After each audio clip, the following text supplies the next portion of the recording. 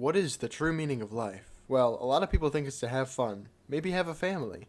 Some believe it's to leave something behind for others to benefit from. Some even say it's learning how to play the violin. But they're all wrong, because the true meaning of life is numbers. Numbers getting bigger. Almost 2 months ago, my fancy YouTube number got to 100, and now we've made it to 1,000. So, what else is there to do but celebrate? Now, what's the best way to celebrate? That's right, reading some YouTube comments. Look at this. User 1579 says, after I did this, I got the rank monkey. Do you know why? Let's maybe go for something a bit more readable, shall we? Matthew says, how am I supposed to macro now? Okay, clearly we're not looking at the right comments. Here we go. This was under the video where I farmed 1 potato for every person in Ireland. Ryanite says, rookie numbers. Rookie numbers? Rookie numbers? I'll show you rookie numbers, you piece of shit! Okay, maybe we should calm down.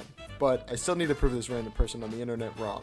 Now, I could just farm more potatoes in Skyblock, but where's the fun in that? What if instead of farming a bunch of potatoes in Skyblock, I construct a potato farm the scale size of Ireland in normal Minecraft? It's gonna be hard, but I think I can do it. Hey guys, future me here. I just want to point out that I actually looked at my analytics recently, and it turns out that none of you are subscribed. So make sure to keep it up. I wouldn't want any of you to accidentally subscribe, or even like the video. That would be horrible. Anyways, let's get back to my suffering.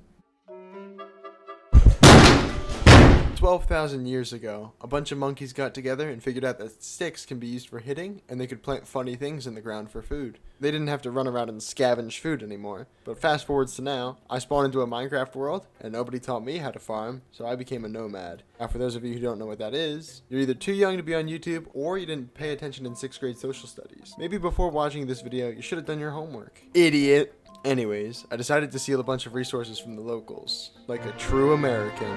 My plan was to steal as many resources as possible and get a ton of iron, potatoes, and of course, No, but really I was hoping to find a saddle to get a horse so I could loot more villages. But let me tell you, I looted at least 20 villages and there were no saddles and only like 3 blacksmiths. I was starting to lose hope when I just saw a bunch of weird flying structures in the sky. Turns out, that's the stronghold. Yeah, I just randomly found it. And inside it was a saddle and horse armor. With this, I started to look for a spot to settle and build the farm. So after a bit more village robbing, I found a spot I liked. I really don't know why I stopped here. It's literally the same as all the other villages. Either way, that doesn't matter, and it's time to get to work. You either die a hero, or you live long enough to see yourself become the villain. The best way to get my hands on all the materials I'm gonna need for this is by trading with villagers and making an iron farm. If I ever want a chance of tilling all this dirt, I'm gonna need to get my hands on some diamond hose. You see, every block in my farm is going to represent 1 square kilometer of Ireland, and Ireland, according to Google, is either 84,421 or 84,431 square kilometers. So, I went with a bigger number because I'm an idiot. That means I'm going to need to build a 291 by 291 farm of potatoes, which for those of you keeping track at home, means I'm going to be planting potatoes, essentially, until I die. Or until the Minecraft movie comes out, take your pick. When I looked at the largest potato farm in Minecraft, the first result was a guy called Zetro, and he built a 325 by 204 potato farm. So I'm going to be beating his farm by almost 20,000 potatoes. Now, he's like a couple more subscribers than me, so hey, I better get at least 3 whole subscribers from this video. Anyways, let's get back to work. First off, I had to trap all of the villagers into a nice, comfortable dirt box. I know it's not the fanciest, but hey, it's not my house, so I don't care. Now that I've got all of these villagers here, it's time to, let them woohoo. I'm just gonna let them do their thing. While that's going on, let me explain the iron farm plan to you. Basically, when 3 villagers get scared and see a zombie, they'll spawn an iron golem, which will get carried by water to a kill chamber where I can loot the iron. The only problem is, any task that requires villager cooperation is about 10 times harder than it should be. Thankfully, I was able to move them pretty easily using their workstations, and after a while of building and getting the zombie inside the chamber, the iron farm was up and running. After a lot of AFK and trading with villagers, I had all the iron and emeralds I would need to begin constructing the farm.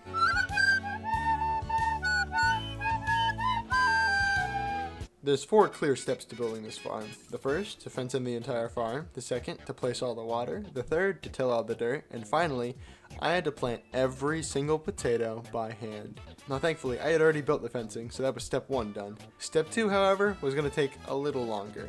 Since this is normal Minecraft, there's no magical water bucket, and believe me, I wish there was. The process of putting down bucket after bucket and then refilling the buckets was so mentally draining, but I managed to finish it all in one sitting. You may notice that there's no mobs around right now, and that's because I turned it on peaceful. Look, how about you try making a farm with a bunch of DIY slime tutorials trying to kill you? With steps 1 and 2 done though, it was time to move on to the even harder steps. Why are we still here? Just to suffer? Now that all the water's in the farm, we can focus on the last 2 mentally draining steps. I'm gonna have to till every single dirt block in this stupid field. I really don't know why I'm doing this. I could have baked a cake, or I could have baked a cake for my special. But no, I just had to look at the comments. Anyways, if I want to till all this dirt, I'm gonna need a plan. And of course, that involves everyone's favorite, capitalism. If you level up a toolsmith, he'll sell you diamond tools, including a hoe. Now, it doesn't get much better than that, so I started buying and buying and buying hoes. Of course, because Minecraft has to put a limit on funds sometimes, by that I mean all the time, I can only buy 3 at a time. Thankfully, 3 diamond hoes last me a long time. It gets me to a whole 18 rows. Oh, what's that? You weren't expecting it to be only 18 rows? Yeah, me too. My farm is so big that I can break a tool that most people never even craft in just over a couple minutes. Oh, and by the way, I can't even sprint while doing this either. Since I'm an Olympic gold medalist, my legs are simply too powerful to simply run slightly slower. So my only options are Usain Bolt and baby's first steps in terms of speed. This is actually the first part of this video that took multiple days of recording to complete. So by the 3rd day, I was incredibly burnt out. Finally though, I was almost done. I just had 1 more row left. And boom, phase 4 is complete. Now if you thought that was bad, wait until you see. Have you heard about Kvatch? They say that Deirdre came from Oblivion and burned the whole city to the ground. Finally, we're ready to actually start planting the dang potatoes. Now I already had a small patch growing already. I say small, but I think this is like 1,000 or 2 potatoes. The reason why I planted these already is so I could never have to wait for more potatoes to grow before I could get back to planting. Oh, and to make planting harder, I decided to switch it off a peaceful mode, so mobs were spawning again. And after getting so fed up with spiders climbing into the farm, I decided to give it some upgrades to make it spider and skeleton proof. First, I had to make the fence double high surrounding the whole thing. And then, I had to put a lip around the fence so spiders couldn't get in and break my crops.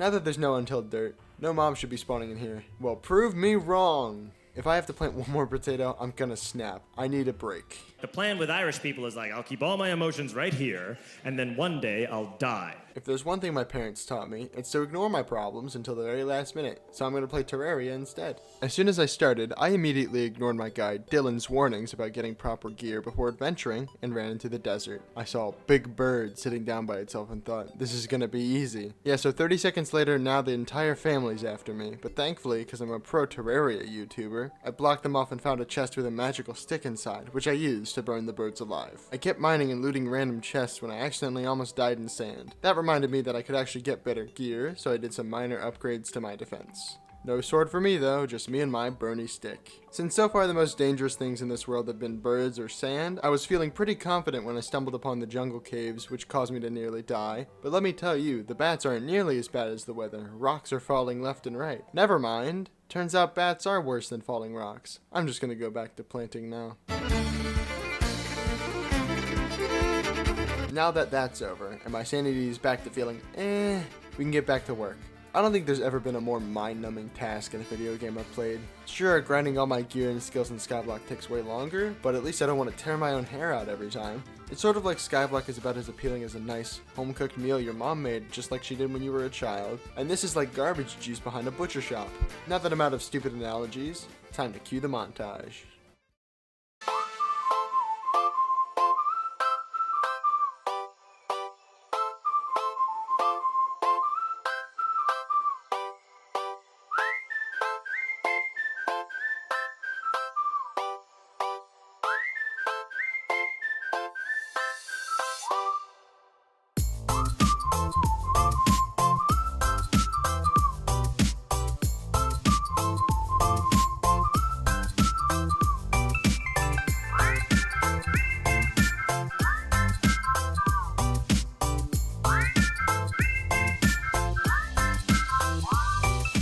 If you got bored during that montage, just know that that was only a tiny taste of what I went through. You only had to sit through 40 seconds of it, and I had to sit through 20 hours.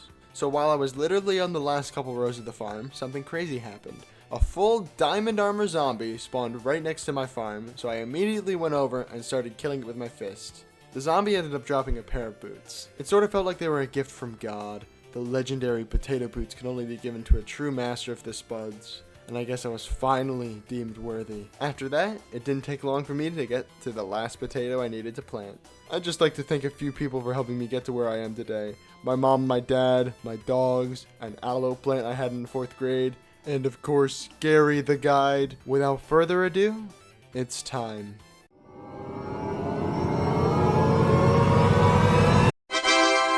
Birds that jingle, jangle, jingle. Now that I'm done, let's do a quick stat check. So if I click on this button here, it'll tell me how much I did certain things. And according to Minecraft, I broke 51 diamond hose, used buckets a total of 3,000 times, and get this, I planted almost 104,000 potatoes. Oh, and my sanity meter is sitting at a comfortable -7. So that about wraps this video up. I can comfortably say that I am now the King of Ireland, even though I'm only slightly far away, and in a state nobody ever thinks of. I will be eagerly awaiting my coronation. So, with all that said, I'll see you in the next one. Oh wait, hold on, there's more to that one comment I read. Rookie numbers, but good work? Maybe all this wasn't worth it. Maybe, just maybe. I went slightly overboard and should have read the whole comment. Nah, that was totally rational thinking.